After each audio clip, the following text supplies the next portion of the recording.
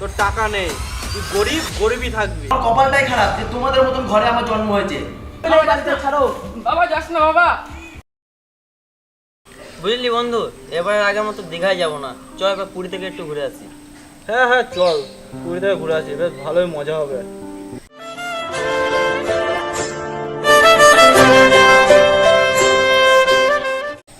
ওই দে দীঘাইটা আসছে, আগের বার যায় বলে যায়নি।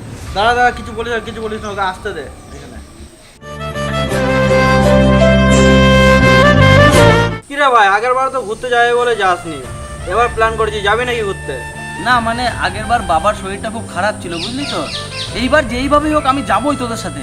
যাবো বলে তুই কোনোদিনও যেতে পারবি না, তোর টাকা নেই, তুই গরিব গরিবই থাকবি। আর এমনি তো তোকে আমরা আমাদের দলে ধরিও না। যা চলে যা, গরিব বাপের ছেলে গরিব বাপের কাছে চলে যা।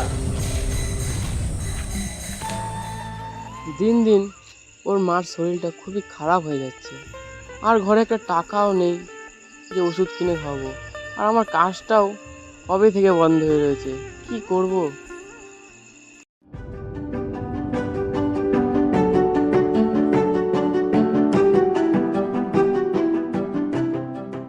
কি হলো রে বাবা, এত মুখটা এত গোমড়া কেন? তোমাদের জন্য সবসময় আমাকে ছোট হতে হয়, আমার বন্ধুরা আমাকে সবসময় অপমান করে। আমি এসব কিছু জানি না, আমাকে টাকা দিতে হবে, আমি ঘুরতে যাব। বাবা দেখ, তোর মায়ের শরীরটা খুবই খারাপ, ঘরের মধ্যে ওষুধ কেনার টাকা নেই, তোকে আমি ঘুরতে যাওয়ার টাকাটা কিভাবে দেবো? ধুস ব্যাং, আমার কপালটাই খারাপ যে তোমাদের মতন ঘরে আমার জন্ম হয়েছে। তোমাদের কাছে কোনো দিনও টাকা হবে না। তো এখান থেকে সরে বসো, ভালো লাগছে না। বাবা বাবা বাবা, দরজা খোল বাবা, রাগ করিস না বাবা, রাগ করিস না বাবা, বাবা বেরিয়ে আয়, ঘরের বাইরে বেরিয়ে আয় বাবা, রাগ করিস না বাবা। আমার কপাল খারাপ ছিল বলে তোমাদের মতন বাড়িতে আমার জন্ম হয়েছে। হ্যাঁ না বাবা, থাকবোই না এই বাবা, বাড়িতে। না বাবা, বাবা না, আমি তো থাকবোই না এই বাড়িতে, ছাড়ো। বাবা যাস না বাবা, বাবা যাস না।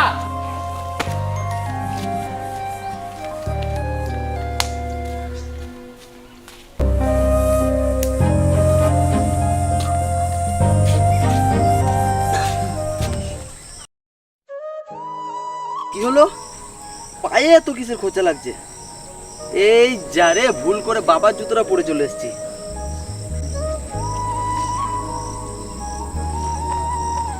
এই জুতোটা বাবা এখনো পরছে, সেই 5-6 বছর ধরে সেলাই করে করে। কি হয়েছে জুতোটা? বাবার এ তো গোনা দিয়ে সেলাই করেছে। বাবা আমাদের শখের জন্য নিজেদের শখ বিসর্জন করে দিয়েছে। কিরে ভাই, যাবি তো এবার? না রে ভাই, এবার আমি আর ঘুরতে যাব না, আমার ঘুরতে ঘুরতে যেতে ভালো লাগে না। দেখ ভাই, তোর যাওয়ার ক্ষমতাও নেই, ঠিক আছে, বেশ চললাম তাহলে।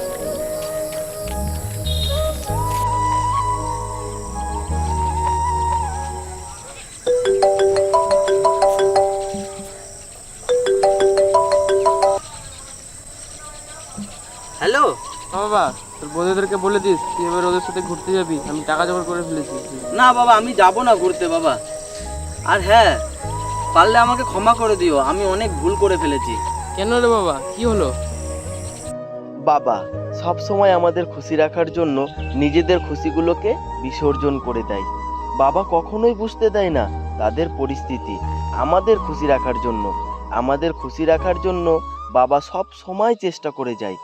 আমরা কি পারি না বাবার কষ্টগুলোকে বুঝে বাবার কাঁধে কাঁধ মিলিয়ে বাবার পাশে একটু দাঁড়াতে?